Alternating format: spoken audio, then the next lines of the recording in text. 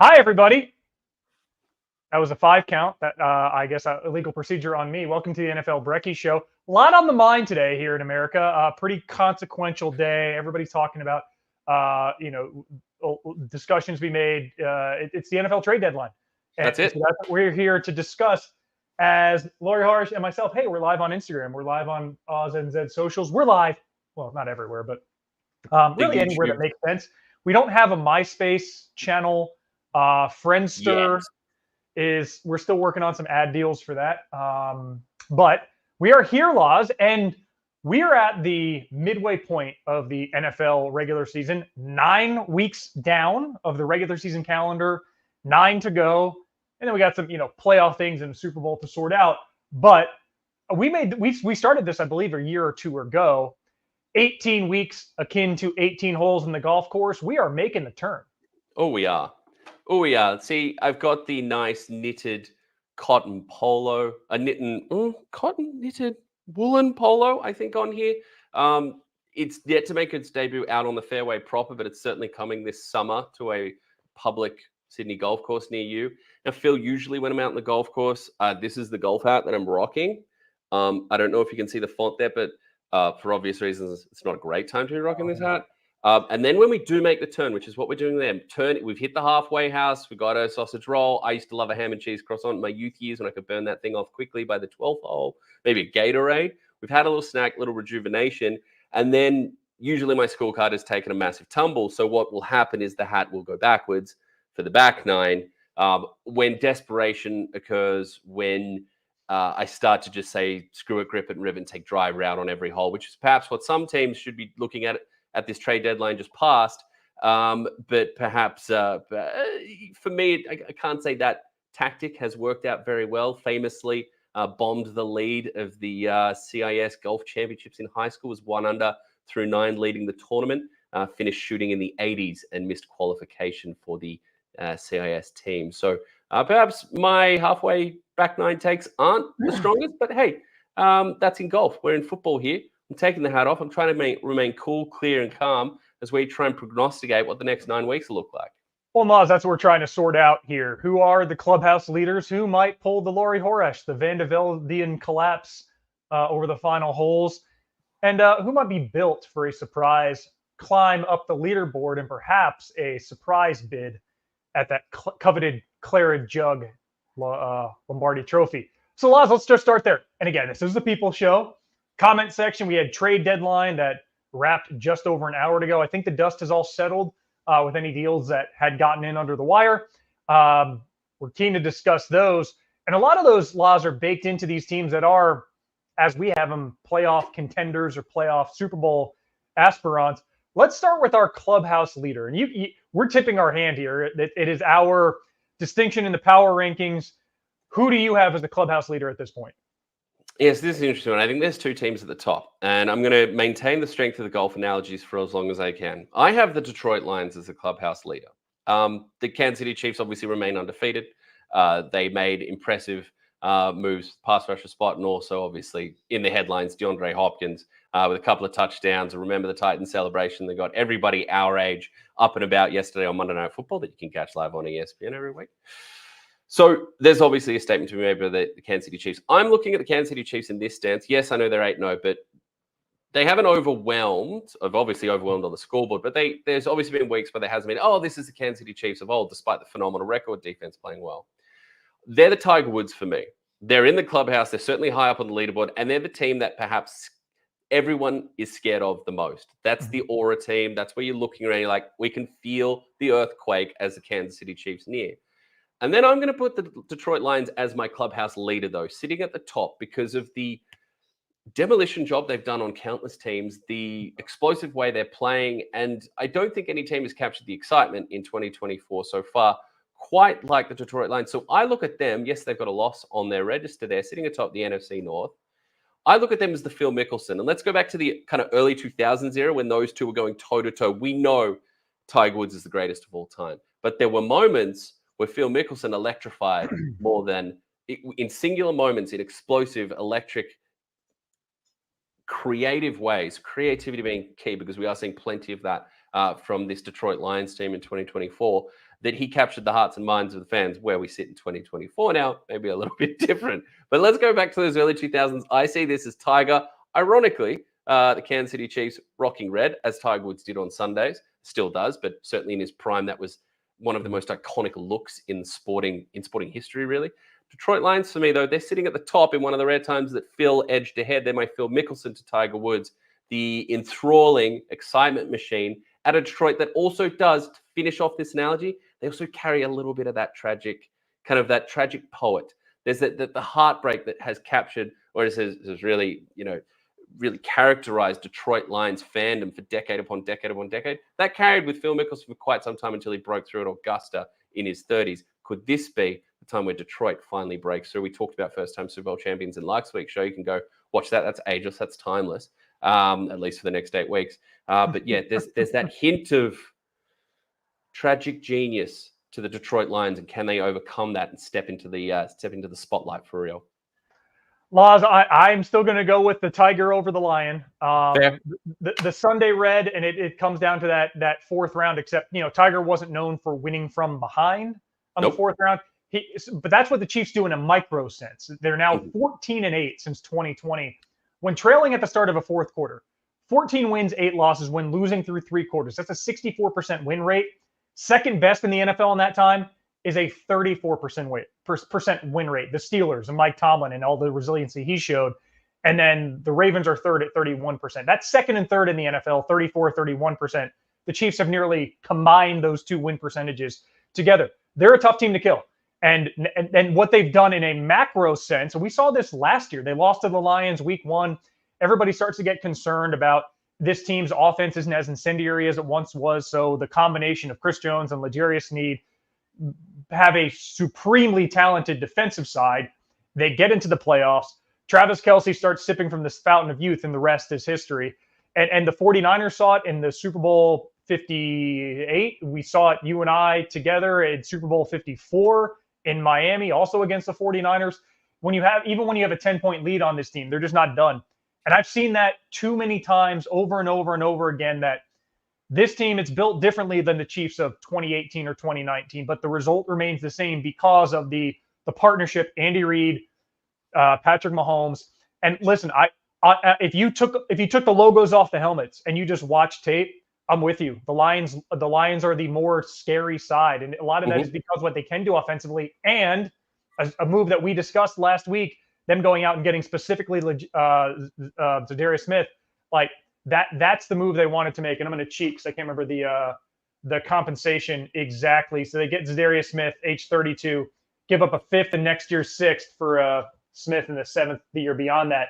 A guy that with what they've been doing in their secondary and the playmakers they've had there, the big thing they've been missing since Aiden Hutchinson went out, I think they're 26th in pass rush win rate since he got injured.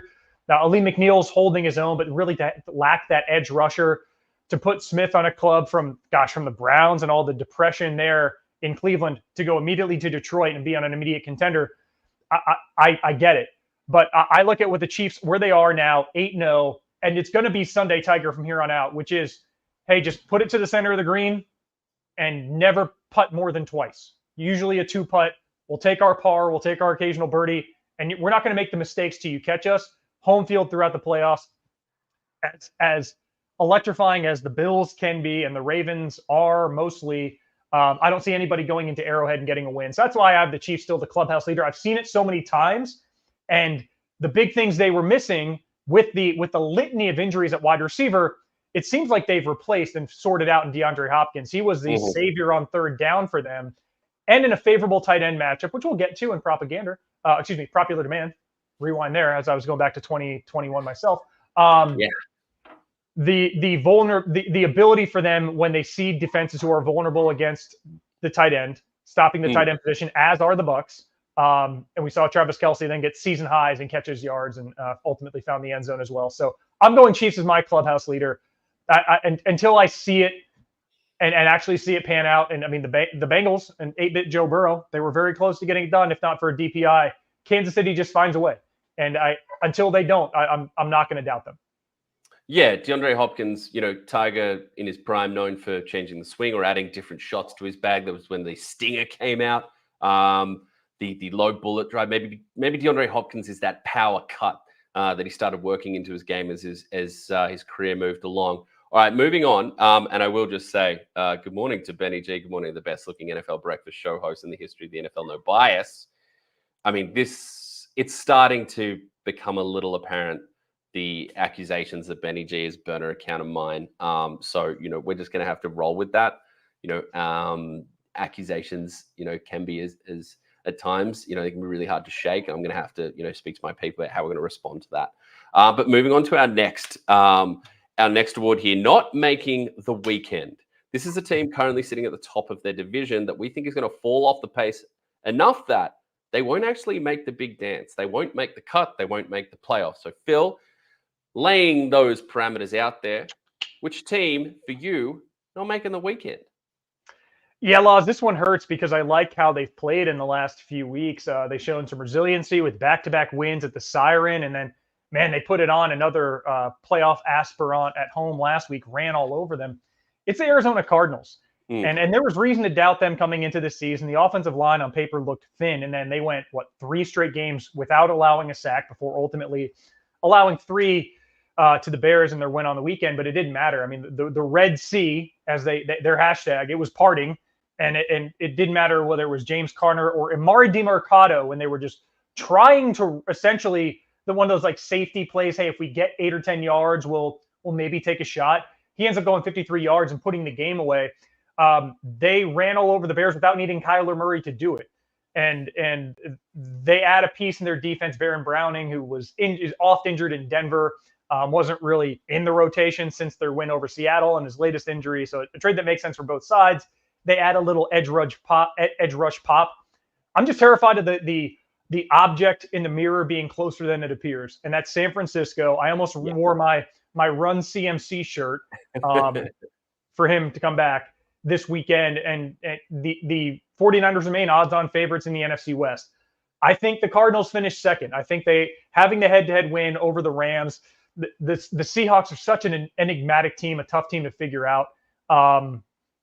That I do think the Cardinals finish second, but as I look across the board in the NFC, I don't think the Cardinals are better suited at making a wild card run than the Packers or Vikings. And I don't think that they will do enough to catch the Eagles, which was, I wanted to put the Eagles here. I had this Cardinals/Eagles, and just the Nick Sirianni hubris damn near cost Philadelphia again, and perhaps should have if they were against a club that just weren't repeatedly shooting themselves in the foot, as are the Jags. Maybe that would have happened. But now Philadelphia has been really leaning on Saquon Barkley. They've won 4 in a row. They do have a better record than the Cardinals. I do think the Eagles will keep enough distance to have that final wild card spot. So this is the not making the weekend. Hey, Arizona, good on you, punching above your weight. But 5-4 start, I think, is going to end up in a 9-8 type finish. And in a deep NFC wild card picture, I just don't think it's going to be enough. I think that makes they were the team that probably jumped out to me, not just because the new. By the way, the obvious choice here was the Broncos, right? The team that's in the playoff picture that's not going to make it. But you took the actual stance to go after a division leader as well, which we kind of said that was in the spirit of the rule. You could have found a loophole and gone for a team that's technically in the playoff picture, but could slide out. From a numerical standpoint, I think the Cardinals sitting there at 5-4 jumped out to me. Now, what was brought up there, Benny, just saying, I love the Steelers too much to be a Laurie burner. Appropriate time for me to say that because my nomination for missing the cut is the Pittsburgh Steelers. That almost seems planned. I don't know that I've actually warded off the accusations that it's a burner, just a content funnel account. Yeah. Look, sitting at 6-2 atop an AFC North that is, shall we say, rounding into form, at least 3 of the 4 teams there with the Ravens back at 6-3. The Bengals have called themselves to 4-5. No pun intended there with the Bengals and claws, but here we go. That's just what we offer on the NFL Brekkie show, ESPN Australia and New Zealand. So I look at this at 6-2. I think their moves at the deadline show that they know that you can look at it as, hey, they feel like there's a window and we're going to push all in, but I think they know that there's more help needed. They go get George Pickens, they go get a running mate for George Pickens in Mike Williams, someone they were in on in the offseason, but it didn't eventuate. And then they add to their pass rush help as well with Preston Smith, one of the two Smiths on the move, both the former Green Bay Packers Smith cousins on the move. Za'Darius has had a bit of a circuitous route since his time with Green Bay. So they're adding pieces there. But for me, it's, look, not everybody is playing the same back nine. Not everybody is playing the same golf course. And the golf course that is lined up in front of those Pittsburgh Steelers the rest of the way home in their final nine weeks of the season, they play Baltimore twice, Cincinnati twice, Philadelphia, Kansas City, and perhaps the team of 2024, the Washington Commanders. I think they beat Washington this weekend. Just throwing it out there. And that's off a bye. This is a Mike Tomlin off a bye. That's fair to say. This is a tough run home. This is like when you look down at the card and you notice that the index, forgive me for getting too in the weeds here, but the index on all the holes in the back nine are all like 1 through 9, and you realize you've just played the cupcake front side. I'm not saying it's a total cupcake front side, but there are some light wins, shall we say, for the Steelers in the first half of the season. They did lose to that team from North Texas. So yes, for me, it is the Steelers. 6-2 looks really strong. Perhaps I'm just doubling down on a take that I had coming into the season here, but I do see, just looking at that schedule and looking at how you're gonna weigh these matchups when they're going toe to toe in these contests, knowing that they have a disadvantage at quarterback, and knowing that look, defensively they're going to be a problem to solve for everybody. But I just think schedule, perhaps some empty calories in their wins so far, and the overall state of particularly the offensive side of the roster, it still doesn't fill me with overwhelming confidence. So I'm going to pick the Steelers to miss the cut despite sitting at 6-2. And Laws, a lot of that for them comes down to how they fare in those two games against the Bengals. If those are both losses for Pittsburgh, which isn't out of the realm of possibility, with the Bengals seemingly figuring things out and rounding into form, and even with the Zach Moss injury, they could afford an injury at tight end to Eric All. But the Chase Zach Brown. Moss injury, bringing in Khalil Herbert, if the Steelers lose both those games to the Bengals, that's not just a tiebreaker, but now, since he's 4-5 is 6-5, and the Steelers are similarly 6-4. It's just they can't go and lose like 3 out of 4 to the Ravens and Bengals, and if they do, there's no margin for error for the rest of those games you mentioned. So I can see it. I just don't have a lot of respect for the back end of that AFC playoff or wild card picture. It's the Steelers. The Chargers don't seem like they're going to fall off. They're not terribly menacing in and of themselves, and then it's like, Colts, Dolphins, I just don't think are going to get it together in time. And the aforementioned Bengals and the Broncos that seem like they're on their way out as well. So I can see the Steelers still finding a way. Again, Mike Tomlin, stumbling away to a 9-8, 7 seed, and then being a tough out for Buffalo in the first round of the playoff. But I'm with you on the I understand the logic given the strength of schedule on the way in. Laz, can you explain our next category?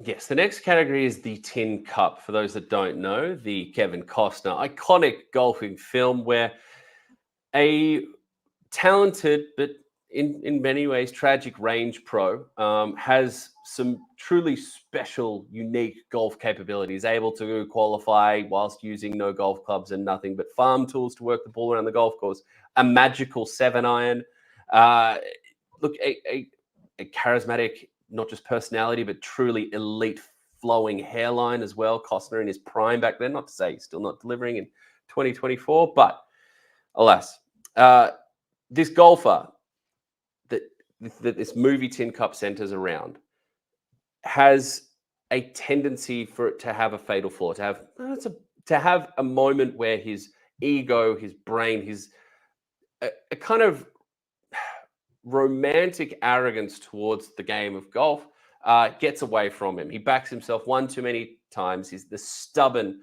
belief in himself that ends in, throwing away, in this instance, in this movie, US Open, but also leads to, becoming one of the most revered cult heroes in this fictional universe, and also to golf fans around the world. So the award itself is a team that obviously has talent, but perhaps has that one fatal flaw. They have the tricks to get it done. They have the game to get it done, but have that one fatal flaw.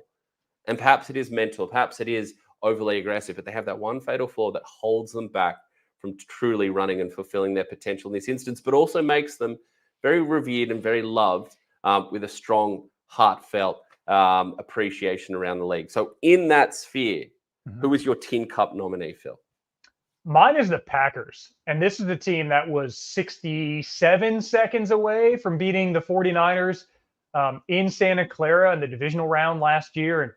And the youth of the roster and the ascendancy and Jordan Love's maturation and his ability to take that seamless baton pass from Aaron Rodgers and be the quarterback for the next decade and a half. They had Brett Favre for 15 years and then Rodgers for 15 years.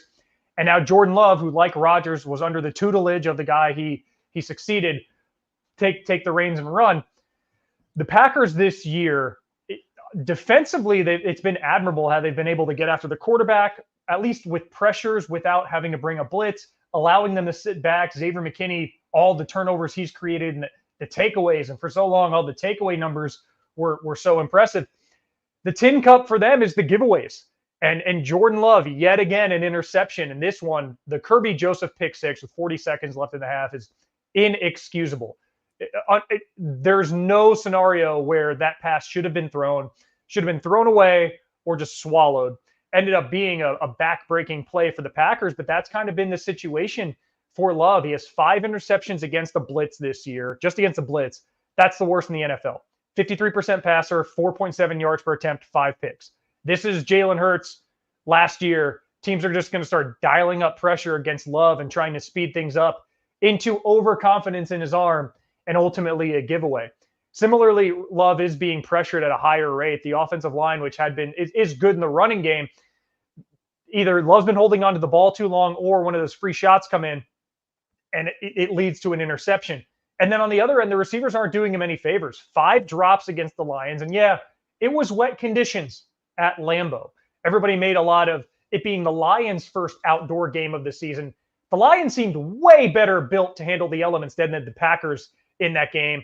I mean, Aaron Glenn just had, the rain on his spectacles and was completely unfazed as he called the defense. But the Packers on the season, 20 dropped passes, which is why I don't give them the benefit of the doubt. Those are Chiefs numbers from last year. And so when you have a quarterback who's trying to throw into too tight of windows, who's getting picked off, and then the receivers aren't coming down with it, 20 drops leading the NFL, that to me is that fatal flaw. And it starts with Love trying to throw into too tight of windows, and then even sometimes when he does, the receiver's not helping him. So I'm going to go with the Packers as having a fatal flaw that they can't overcome, which pains me because they were I think I had Chiefs Packers as my preseason Super Bowl pick. I just don't see it at this point. I think that's going to be way too much with how Detroit has accelerated to be the class of the NFC, if not the NFL. I think that makes a ton of sense. And they do capture the essence of the role, a bit of that gunslinging, a bit of that cavalier mentality. I toyed with the idea for my nominee for the Tin Cup Award with someone like the LA Rams, and the fatal flaw was going to be health, really. Certainly Matthew Stafford still has that glorious 7-9. He still has that gorgeous deep spiral pass that we saw, game winner to DeMarcus Robinson. That's still in his bag, but he's also someone that's been known at times to play a little hot, perhaps, and test that ridiculous golden arm a couple too many times. And the fatal flaw was going to be health. But Puka Nacua has made his way back, and Cooper Kupp has made his way back. Now, Puka Nacua not necessarily making the most of that health, getting ejected with 1 reception for 11 yards in that game. Was limiting his snaps on the field, easing his way back in, so he ensures he'll be fit for Monday Night Football when the Dolphins come down. He's taking load management into his own hands. Right. Literally. But ultimately, I'm going to go with the Houston Texans here. And it's a point that, I mean, if you've seen our previous shows, Phil made an amazing argument, litigating the second half struggles of the Houston Texans. So credit to him. This is a team that, again, against the Jets, puts themselves in a solid position and falls and lets it fall away. And I just have this ongoing concern. Now, Stephon Diggs obviously out. We hope Nico Collins. Originally, it felt like he could be back this coming week. Yeah. After the Detroit Lions matchup. It gets a little gray now. That was not a ringing endorsement we heard from within the Texans building, saying that, perhaps pouring some cold water on that hot excitement for Nico Collins, who was playing arguably the best receiver football in the league. Him and Justin Jefferson perhaps were dueling out for number 1 before getting hurt. But so there's some issues there at what was this, talented, unbelievable three wide set with Diggs, Tank Dell, and Nico Collins. Now you're without 2 of those pieces. Tank Dell stepping to the 4. Put more Dalton Schultz in your life. Obviously, they got Joe Mixon. But these fallaways in the second half have me very, very, very concerned. Look, these are my Super Bowl pick. I picked the 2 teams we're talking about right here. This was my Super Bowl. I had the Texans over the Green Bay Packers in New Orleans. That was my future pick. But the fact that they are unable to put away lesser teams in the second half and have given up victories, so that they're 6-3, but they're not being talked about amongst that top tier. They're not sitting there at 8-1 where they should be. They haven't put the foot on the throat, particularly with some of the talent they have. You expect a team that gives themselves an advantage going into the second half with the pass rushing talent they have, the defensive talent they have, the aggressiveness in adding to that defensive front that we saw. You'd expect that, but the breakdowns on the secondary, I think this last contest, seeing Jalen Petrie, who I've been a big fan of, getting picked on twice for 2 key touchdowns, once to Devontae Adams, giving him a little do-si-do and getting him with some false footwork there. And then Garrett Wilson just, I mean, it was a great pass, a great one-handed grab. Ridiculous. Great is an understatement. This was just the first one-handed grab, not the second. Not even the one. Not even the. Not the one where the T-shirts are being printed. Yeah, exactly. Not even the Air Jordan one where Adidas had to put out a release. Not even that. This was the first one where he snatched, and it was a ridiculous bit of placement for Aaron Rodgers. But just the inability to close out games is that fatal flaw. And much like a talented golfer who cannot close out down the stretch, that's just leaving me a little bit of pause. Now, when it comes to the Texans, they have the opportunity to address those concerns right away. They've got a huge match at home. They welcome the Lions. Then they get the Cowboys, not a long road trip, staying in the state of Texas. You expect to come away there. But then, I mean, they really have 3 weeks to get into form before a huge showdown. They get the Cowboys, the Titans, the Jags. We'll see where the Dolphins are at. And then just before Christmas, we get a tasty visit there to Arrowhead to take on the Chiefs.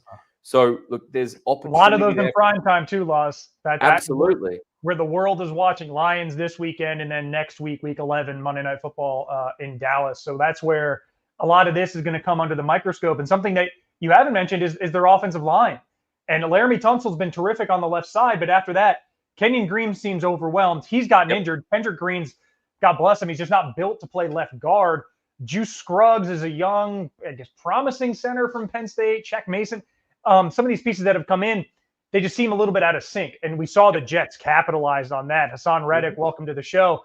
I don't think he ended up with a sack, but the Jets as a team had 7 or 8 of them. And so even that doesn't bode well when you have this kind of this growing hoodoo that, man, we better get this done in the first half because for whatever reason we fade late.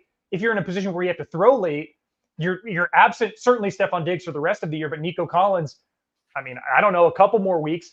Absolutely. Then now it's like Stroud feels like a sitting duck. I guess the screen game to Joe Mixon is an opportunity, but man, for me, of all the concerns, the second half thing's kind of a quirk, but it's been consistent enough that you just kind of circle it and tuck it away and have a punt, and it's been fruitful for me. But the big thing is the offensive line, and just in long spurts, seeing them get overwhelmed.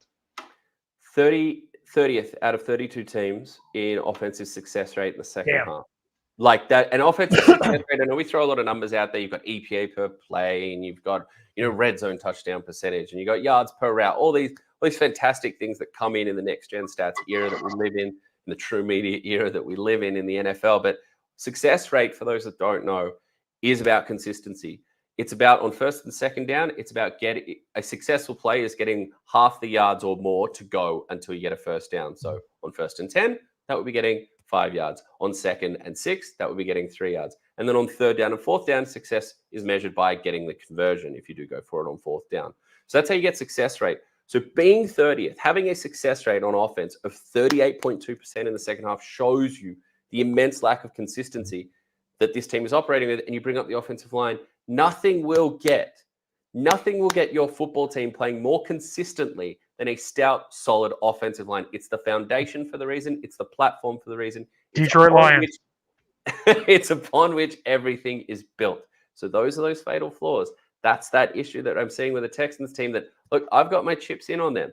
I'm not going to back off that pick, but they need to shore things up. And they need to become a football team that takes advantage of the talents that they have at some of the most key positions in the NFL, but is able to take advantage of that down in and down out, and not be this flailing team that we look at and sometimes and go, oh my God, this is art. This is beautiful. How do you stop this? And other times we're seeing their puncher out there far too often. Laws, we got a couple more to get through. You and I agree on this next award, the Lynx Golfer. What is it? Links golfer, for those who played links out, whether that's out on the La Perouse coastline of Sydney or you've made the trip over to Merry, Scotland at any time of your life, that's that British Open style, the Open Championship style golf where it's wet, there's weather, there's wind, there's shrubbery that you can't walk through, proper bush, lost balls. You got to keep the ball low. You got to use the contours of the ground. You got to take the air out of the ball. You got to play within yourself. You got to have commitment. You got to have commitment to a different style of football. And for that, I don't think there's any surprise why we have a unanimous decision here. I'll give it away, Phil, and that is the Los Angeles Chargers, the Jim Harbaugh football that we've come over from Michigan, the University of Michigan, and land there in sunny Los Angeles. Look, the revival of J.K. Dobbins, moments of passing efficiency there with Justin Herbert and Lad McConkey stepping over, and Quentin Johnston having more than a few decent games. But this is a team built on a hard-nosed defense. No team in the NFL has added more EPA total this season on defense than who? The Los Angeles Chargers. Their defensive efficiency rate is number one in the league. Now, I was talking with producer JT before the show. We were going through the metrics and talking about the Chargers. There's not an offensive metric, traditional or newfangled next-gen stat, that they're above like 17th in. Most of it is 22nd this, 23rd this, 24th this. They just it's the highest, I think, the highest offense, it's kind of an offensive stat. I think the highest ranking I found was time of possession, where they're around the top 10, winning that I think they average 30 minutes and 33 seconds of possession. So they're winning the time of possession battle, which absolutely makes sense if you've watched his team play, absolutely makes sense if you are familiar with Jim Harbaugh and his football philosophy. So the Chargers get this one for me, Phil.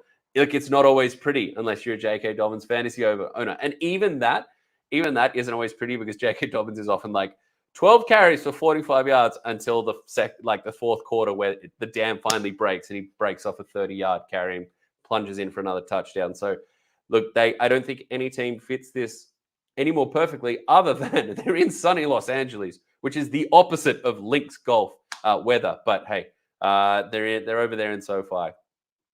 They're often in hostile terrain, even at home. And this is a team that has well earned this moniker.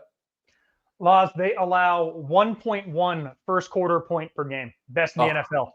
And that's tightened up in the last three, 0.7. That's what I was just looking at. And they're a team that they come out, they land a haymaker early, whether it's a turnover or a weird, big play touchdown, or even a turnover and a field goal. And then they just choke out the game. And it's just so frustrating. I spent a lot of time in the MMA space. It just kind of feels like the jiu-jitsu practitioner who can take you down. You're just like, man, if you don't get back up immediately, it's just a slow, inevitable loss. Submission, choke out, loss. I believe the phrase in the MMA world is they like to take you into deep waters. Deep waters, yeah. And it's just, they can go deeper than you can. You touched on all the great defensive metrics, number one scoring defense and that. But I will say the reason that I'm starting to gain a little confidence in this team, and you start looking at these potential first round matchups in the wild card, because I do think the Chargers have enough staying power to get a 6 or 7 seed, is that the running game is starting to come along. I mean, J.K. Dobbins now has 4 games with 60 rush yards before contact. This most recent one was the 4th, and 22 of his 23 rush yards on touchdowns were before contact. So it is that kind of gut punch, wear you down. And then you alluded to it, the broken off the big run and, okay, fantasy owners exhale.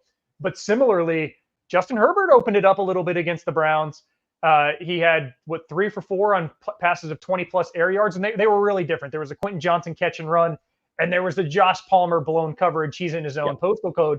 But it makes you forget that they have an elite arm at quarterback, and somebody who's not going to muck around and have a dumb turnover, pretty consistent with CPOE, low percentage of off-target throws in Justin Herbert. So we'll use another Chargers quarterback analogy. If he gets into Phillip Rivers purgatory, which for those who are unfamiliar, Phillip Rivers purgatory is where then the San Diego Chargers found themselves in every game, where it's, all right, they're down 4-7 with no timeouts and 1:40 left. Need a touchdown to win. Go get him, Phil. And that was where they were. Herbert has the capability to do that. And these young receivers, some of whom have underperformed vis-a-vis their draft position, starting to gain some confidence with performances like they had against the Browns. They did it to the Broncos as well. Heavy gut punches first and second quarter. Didn't blow you away with the final score or any measure of dominance. But, man, if they go to Baltimore and it's -5 Celsius like it was when I was there when the Ravens were beating up on the Texans in last year's divisional round, I don't know, man. I might tip the boys from SoCal to be better suited to handle that, or even, heck, Arrowhead or Buffalo, teams that we know when things get dark, they can rely on the heave-ho ball, hero ball from the quarterback. Things start to get equalized, and that's where the Lynx Golfer Award comes in. So the Chargers just kind of quietly running along. Now, they just got flexed into a Sunday night game, a featured game Monday morning on ESPN in the coming weeks. The Jets-Colts was flexed out in favor of Bengals-Chargers, and then we got the Harbaugh Bowl the week after that. So in terms of the national here in America or international conscience, a lot of people are going to be watching the Chargers. Isn't going to change anything with how they play or how dangerous they are, but I think in a couple weeks' time, if this level of form continues, we'll have more people aware of the real dangers this team presents. The Chargers, quite simply, they're mutters, and their mutters were mutters. The mutter was a mutter. Yeah. His mutter was a mutter. And look, they're built for this. They're built for this. They're built different. They're built, and ironically, that was a sponsorship previous year's loss. Okay. Ironically, don't need to bring that one back yet. Ironically, with the Chargers and with Jim Harbaugh coming back to the NFL, and Greg Roman coming back to the NFL, and Greg Roman has been a polarizing, shall we say, offensive mind in recent years, but what a time to do that as the NFL has moved back towards a ground game and we've seen passing numbers dip. What a time to have that style of football come back in and take advantage of lighter boxes and, the two deep shells that really carry a lot of off-season analysis coming into the 2024 NFL season. Okay, our final award here. And this is one that extends beyond golf, but it is peak on the driving range and first tees around the world. All gear, no idea. You know the person. You've seen them out there. They've got the Titleist bag. They've got the brand new Titleist golf clubs. They've got the blades that are meant for tour pros, and they can't get the ball up in the air. Might be wearing 2 gloves because they don't realize you're only meant to wear 1. They got the brand new shiny shoes. It's all happening. Got 16 tees on their belt loop.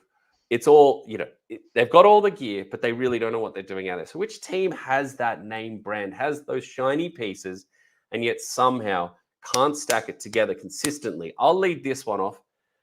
This is the Seattle Seahawks for me. DK Metcalf, not dealt at the trade line despite some murmurs. Tyler Lockett having a nice little flash game there, 3 for 63 and a touchdown in week 9.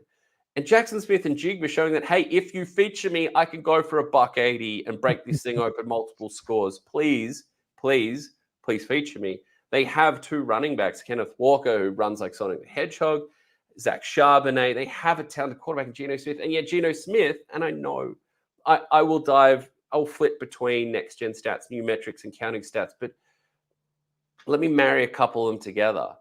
They lead the league in passing yards per game. Gino Smith has 10 interceptions on the season, however. And frustratingly, despite having this, leading the league in passing yards per game, the 23rd in red zone touchdown percentage, the 24th in third down conversions. And I talk about success metric, the success metric. You are the most productive passing team in the league, and yet you are 16th, bang on middle of the road in offensive success rate. I think that really paints a picture. The turnovers, the situationally poor football, yet that raw productivity that can exist in a moment and in a vacuum. And it is just so frustrating because you know what not to mention they bring in a really exciting offensive system with Ben Grubb coming from the University of Washington. Go Huskies, right? Did I nail that, Phil? Go Huskies. Yeah, go Huskies. Yeah, good job. Their mascot is a dub, which is I hesitate to say they're a rich man's version of anything, but the frustrations that we've had with the Jacksonville Jaguars, the Seahawks are like the kind of upper middle class version of that. Yeah. They are the country club version. They're in the Pacific Northwest, so they're just forgotten. They're the private golf membership version of the Jacksonville Jaguars. And it is incredibly frustrating to watch because they have so much enticing talent. And it is all there. They have, to go back to the second name, they have all the gear. But when it comes to the key moments of the game, when points are beckoning, when it is waiting for them there, they truly show that they have no clear ideas. The Seattle Seahawks get the nom for me. Well, and Laz, despite Gino Smith's terrific passing numbers, they wowed me when I saw them firsthand in Detroit Monday Night Football Week 4. Yes, great game. Gino Smith has been pressured at least 10 times in every game this season. Only quarterback who can claim that. And of his 10 interceptions you mentioned, 8 have come when under duress. The Rams pressured him at a 40% rate. They did not bring Aaron Donald out of retirement, your Han Lu Award. Yeah. 17 pressures the Rams generated. Smith threw, I believe 2 of his 3 picks were under duress. He was sacked 7 times. And in fact, all 3 of his picks were under passes of 10 or fewer air yards. So those are supposed to be the safe throws. It was when he aired it out, he went 3 touchdowns, no picks. So I'm agreeing with what you're saying. I can see we're starting to get a little late on in the show, so I don't want to dwell on it. But boy, we really are. So much of this just comes down to porous offensive line play, and it's why we just seem like, damn man, the Lions are moving the ball at will, and Jared Goff's able to hit whoever he wants because he's kept upright with arguably the best offensive line in the NFL. So my all gear, no idea is a team that everybody was hyped for in the offseason because of trades and draft picks and multiple top 10 draft picks on offense and savior of the franchise and everything. And now you have back-to-back frustrating losses, and suddenly you're at the bottom of a very deep division. And some teams around you in the wild card picture are starting to get momentum. Washington and Arizona, to whom you just lost both games and yielded a tiebreaker. It's the Chicago Bears. And we saw some conversation in the offseason, some former Shane Waldron disciplees saying this is going to be a bad fit in Chicago. But most of the frustrations with the Bears are actually on the defensive side. We talked last week about the Hail Mary loss to the Commanders and how they just gave up 12 to 15 yards to put Washington in Hail Mary range, how they didn't go deeper than the deepest, wider than the widest, gave a quick out catch out of bounds, which they did properly at the end of the first half. So it wasn't like it was beneath them to do it. But then at the end of the first half against the Cardinals, Arizona was taking a functional knee. It was just like, let's see if we can get this in range to try something. The Bears were doing deeper than the deepest, wider than the widest. And Amari DiMercado finds an alley, put your hand up and wave goodbye, 53-yard touchdown, and that was the game. But in addition to that, Laws, we still have Caleb Williams being ineffective on really that final third, those big arm 15-plus air yard throws. And I don't fault him for all of it. Some of it is your standard rookie, hey, my arm's the best in college. So you get some of those throws, and it's like, damn, where did that guy come from? Interception type deal that almost every big arm rookie deals with. Josh Allen dealt with it. Look where he is, arguably the second best quarterback in the NFL, could be on his way to an MVP. But these are schematic concerns for the Bears. Dan Orlovsky did a terrific breakdown. I was watching the trade deadline special, and a lot of X's and O's where you have 4 guys running to like the same, 6x6 square yard, 5x5 square meter box. And it's just simple defending for not a great defense in the Cardinals, all due respect. You start playing elite defenses. This to me is just a lot of talent that is going to waste. And I think there are schematic concerns. I think they probably need a new offensive mind in there. And then clearly there were some defensive lapses in the loss to Washington, and 2 losses that this team could ill afford. They just gave up, and now they find themselves on the outside looking in of a wild card picture, an uphill climb, and now they need to finish ahead of both Washington and Arizona in the win column decidedly, or they'll lose out on a head-to-head tiebreaker. So for me, it's a lot of pieces, a lot of promise, a lot of fun. Haven't put it together, and it's starting to get suddenly very late for a team in whom we had a lot of confidence 2 weeks ago. Yeah, that frustration. You painted a beautiful picture of what, I'm sure not beautiful for Bears fans listening, of what's going on the defensive side. Offensively, they can sum it up in just one play that's been surfaced around here. And that's DeAndre Swift completely whiffing on his blitz pickup duties, despite the fact that it was pointed out pre-snap by Caleb Williams. And literally after the snap, Caleb Williams has received the ball, points to who DeAndre Swift needs to pick up with a free rusher, and DeAndre Swift goes completely the other direction. Yeah. It's those type of things that again, sum up exactly why they're a fantastic nominee for the All-Gear. Top 3 pressure rates faced from Caleb Williams were all losses. Washington, Arizona, Houston. 2 of those in the last 3 weeks. And we saw that video of Caleb Williams running around and DJ Moore just walked off the field. Okay, so on that, I saw that. Mhm. Love DJ Moore as a player. That's never really seemed to sum up DJ Moore as a football player. It looked really bad. Mhm. People did point out, we'll see with injury stuff that comes out, it does look like he pings his hammy, like he does that little kind of benefit of the doubt then with that. Yeah, he does that little hop, grab the hammy that I do getting up off the couch these days. Dak Prescott just did it. Yes. So there's it's that all 22 shot. It's so far away. Like it can be. We'll see if there's. I would not be surprised if we hear that Wednesday's practice and DJ Moore is limited with a little tweak of something, because he kind of did that toward the sideline.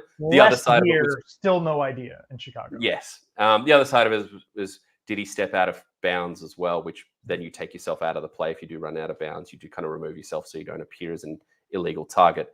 But that's a nice way to finish off a little trip around the back nine, or as we prep for the back nine, and a little refreshment at the halfway house, Phil. Sounds good, Laws. It's now time for the Hot Take Hotline, brought to you by Macca's. And Laws, our first hot take dovetails beautifully from Max Quinn. Max says next coach fired is Eberflus, not Peterson. That's Matt Eberflus in Chicago, not Doug Peterson in Jacksonville. And then Max just hits you with a Macho Man Randy Savage elbow off the top rope. Dallas doesn't win again this season. That's kind of how my mom texts, just topics that like fires and how's your sister? Your aunt's sick, and our house flooded, and just down the line, like, there's a lot to digest without punctuation. But next coach fired is Eberflus. Dallas doesn't win again this season. I'm going to pick up. I spilled some things. You can go ahead and talk. Yeah, I will say this is from Max Quinn, and for those that don't know, Max was the a couple seasons ago Rams super fan that went over from Australia to the draft and phenomenally announced the Rams draft pick live there on the big stage. Great guy, Max Quinn.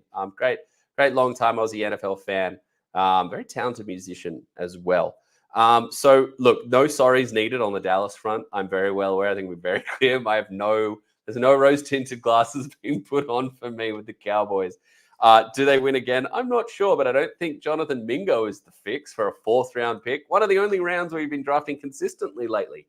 Actually, since Bobby Belt, who works for the Fan in Dallas, pointed this out, that since 2016, Cowboys have actually drafted 4 Pro Bowlers in the 4th round, not including also adding key contributors like Dalton Schultz and Dorrance Armstrong, now a member of the Washington Commanders. Isn't that going well? And must that not look nice for the Cowboys franchise to see Dan Quinn and so many of their former players shining bright over in DC? So, not going to argue. I think the Cowboys are on a massive slide. I think it would behoove them to lose. Not that they should do it on purpose, but if they wind up with a top 4 pick in the NFL, hopefully they don't take a running back again, but it's probably what they need, and a bit of a really stark bit of cold water poured over the preseason expectations and perhaps lack of reality being taken in there. Now, as for the first bit, because we do need to make this rapid fire because we are already 45 minutes into the show. Next coach fired is Eberflus and not Peterson. I don't think it happens in season with Eberflus. I think with still a competitive record, but with the tumult that they've had at the quarterback spot in recent years, with obviously Justin Fields, I don't think the Bears make that move in season. I think while they're competitive, while they're still around 500, while they're competing for a wildcard spot, I think Eberflus stays. I don't see a team that, one of the things that leads to, I think, a coach in season firing can often be, is there ostensible evidence that players have quit and aren't playing hard anymore? And I don't think we've seen that at this point. I think this is a sloppy football team that hasn't tightened up. You can point to this hype, Tyreek Stevenson is going to have to live with that for some time now. Moments like that. We touched on a bunch of them just now. I just think because they are at 4-4, and also because I don't think anyone's overwhelmed from the offensive coordinator standpoint, I don't think we're looking there and going, oh, there's an obvious head coach interim that we can put in and really feel energized by this. No, I mean, some shots fired, I guess, at Shane Waldron there. I just don't think the surrounding environment and the previous recent history of this team would lead to an in-season move. I think if there's a move to be made, do it after the season, allow things to calm down, allow Caleb Williams some consistency, at least in season, and then evaluate after the season and make a move if need be. We did have another hot take come in. I want to point out quickly with the Bears. Yes. Best division in the NFL is the NFC North. I think we all agree, at least the deepest.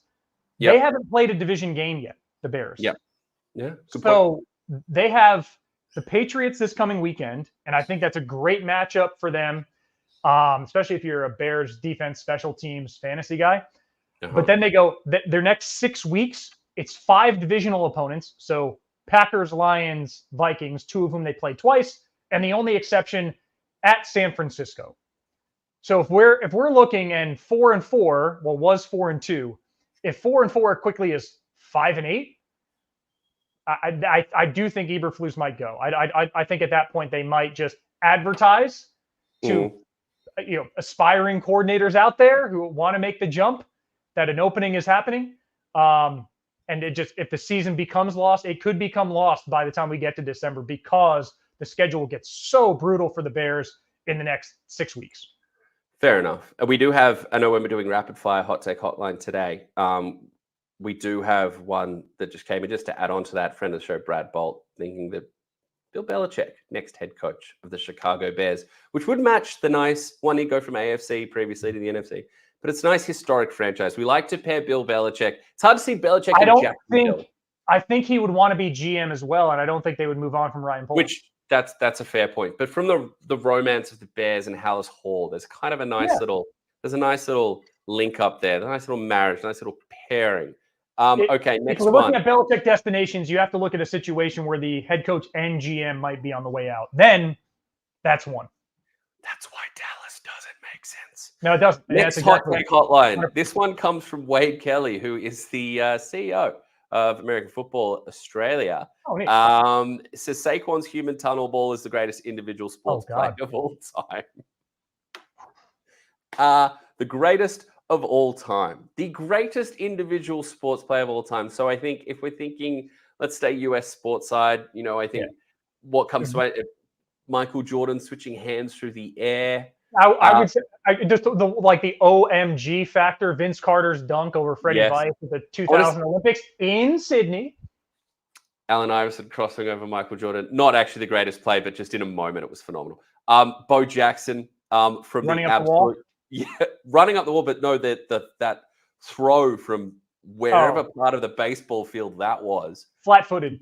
Just unbelievable. But the fact that we're comparing Saquon Barkley to Bo Jackson, Michael Jordan, Vince Carter, and not and being earnest about it, that shows. There's some phenomenal. The best shot was the one that came out today when you could see the Phillies sideline react. Yes, and just remember, these aren't dopes like you and I on the couch with a bag of chips watching the game. No, these are professional athletes at the peak of their physical abilities who played this game the whole life, who just had involuntary profanity spewing out of their mouth watching it. Well, as I put it on my Instagram, the play actually makes more sense when you play it backwards.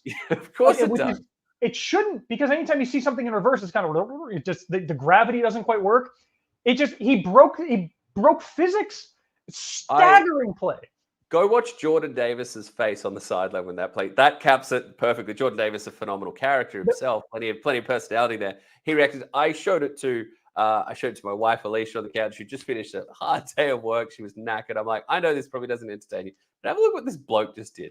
I'm like, as the mother of a son who is constantly jumping off things and around things and back flipping and forward flipping around the living room. And she just paused for a second, was like, how on earth did he even see him coming? The reactive athleticism there was amazing. To be in that position where you kind of like, I'm kind of in a position where I could spin, but I don't think that's going to work. It's just going to go up. I think, bringing back locally, you can think of some phenomenal catches in cricket. I think of some of the efforts of the likes of a Mark Waugh, the likes of a Steve Smith in the Slips Cauldron, Glenn McGrath out the boundary. I'm not considering our, ball and bat game of baseball, because what Saquon did, I think, is a higher ceiling than a lot of sports about what can be done. I'm not thinking of like Bob Beeman in athletics, like a long jump, because that's the name of the game. This was so audacious because it was so off script, you could say, at the position. It's just, it shouldn't have happened. And that's where I think Wade's take is actually appropriate. It's in the conversation, man. I don't think that's recency bias. from what he did on that football field, it's one of one. I don't think Christian McCaffrey can do that play. I'm not sure if Jahmyr Gibbs has the vision out the back of his helmet to pull it off. Athleticism, he probably does. I don't think Prime Zeke is doing that. I know Derrick Henry isn't doing that. Like it's a one of one play. It is remarkable. It's never been seen on that level. And when we are comparing cross sports, remember the violent consequences of the game of football. Remember what happens. Keep in mind what happens if that goes wrong. If he goes too late. If he goes too early. I've thought about this. Like if you go and watch youth basketball here, at least in America, I've never gone and seen any like youth basketball in Australia, but I see a lot of it here. Everybody thinks they're Steph Curry chucking up 35-foot shots. And it's just like, hey, Jimmy, you're 1 for 11. Like maybe step a little closer. It's kind of, you joke, but not really. Like you kind of ruined the game. Saquon, some poor high school kid who's got Algebra 2 tomorrow is going to try this. Yeah. And it's going to end poorly. I'm trying to find the chair that I tried to do it over in my household. Charlie's little chair that he sits at his little table with. It's Next still a time, struggle. get the ring camera out. That's appointment viewing. All right. Next one. Phenomenal take. Exactly what we want here. Thank you, Wade. Next one. Antonio Pierce won't make the end of the season from Oz. The Raiders. See, he would have been a candidate, but the fact that they already fired Luke Getsy leads me to believe that there's belief that Pierce isn't the issue. Now, if the spiral continues, I think you can point to the fact that they didn't have a quarterback coming into the season, and they still don't. That'd be my only thing for Pierce. Had they not fired Luke Getsy, their offensive coordinator, I would agree with this, but I don't. It would surprise me. They don't have a quarterback, despite in the offseason. I'm pretty sure Pierce was one of the voices coming out of the Raiders building during the offseason saying, we're not going around this roundabout of quarterback purgatory again. We're going to get an answer. And they did the exact opposite. They did not. And but they are positioning themselves for we'll talk about this a lot more in March and April, a Cam Ward, a Shedeur Saunders, a Quinn Ewers, Drew Aller, one of these, first round quarterbacks. And a lot of teams are 2-7. I think we got like a quarter of the league's 2-7 right now. So there's going to be a lot of movement for these teams. All it takes is kind of a timely losing streak, and you have the pick of the litter coming out in the draft for 2025. Look, just on the Luke Getsy thing, you're absolutely right. But on the Luke Getsy thing, like, who watched the Chicago Bears offense in recent seasons and went, yeah, dude, give me a piece of that. Slice me off a bit. No, not a little bit. No, I want a birthday cake size. It's my birthday. I blew out the cameras. That's the size of that Chicago Bears offense. Give me that piece of that. Like, what? We sat here, everyone out there, and I know places like Facebook and Twitter, X, whatever, Instagram comments, YouTube. I know that there can be some hot takes, some uneducated takes. People can fire off that can be overly emotional, but credit to places like NFL Twitter, football Twitter, that were out there just being like, what is this move? Make it make sense to me. There is no way. And this is how it plays out. So absolutely. And it's frustrating because you see them like Jack Jones made a pick 6 on Joe Burrow. Man, they were pounding Joe Burrow. Like Joe Burrow threw for 5 touchdowns, and I think he was hit on 4 of them or pressured on 4 of them. It was like the defense is doing its part. It's just they're so inept offensively. There's not much you can do about it. No, you can't blame the likes of Devontae Adams wanting out. Anyway, look, I think he makes the end of the season because of they've done the in-season firing obviously before. That's how Pierce first stepped into the role. But there's these problems aren't being fixed by a new head coach mid-season. You want to wipe the slate clean, go into 2024 or 2025, go for it. You might also need to look at that ill-advised GM hire that you guys made in Vegas as well. Last hot take hotline. We make it quick because we're almost at the hour mark. We've still got to get to some more takes. Kirk and the Falcons stay strong, and Kirk Cousins wins Comeback Player of the Year in a canter from Securitron on Twitter. Securitron.eth. To the moon. So Kirk Cousins and the Falcons to stay strong. I think signs shake the magic 8 ball. All signs point to this happening. But Kirk wins Comeback to Player of the Year. Well, I think his main competition, obviously, coming into the season, Aaron Rodgers was right up the top there. Don't think that's happening anytime soon. Yeah. Well, it's out of Cousins' hands. If what Rodgers says is true and the Jets go on a run here and all these close field goal losses are sorted out, then it doesn't matter what Cousins does. Rodgers will win it because he's a higher ceiling player in his prime. Yep. I think J.K. Dobbins, we mentioned early in the show, he's an honorable mention. I think Tony Pollard. I like Kirk right now. No, Tony Pollard doesn't qualify because he was coming back from injury last season. I just want to bring up Tony Pollard because he's got 622 rushing yards through 9 weeks. From our popular demand special, you tipped him to have a good season. Yeah.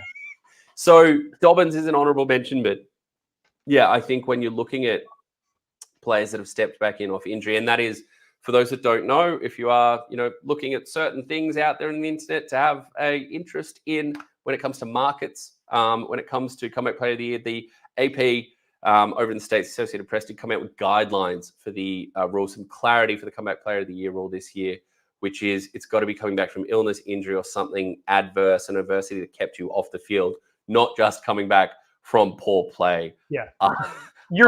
or being on the couch because you weren't playing well. Sam Darnold is not eligible for comeback player of the year. Well, Laz, I will say the thing that the Falcons are doing very, very well is they're for Cousins protecting him. Pressure rates 24% for the season.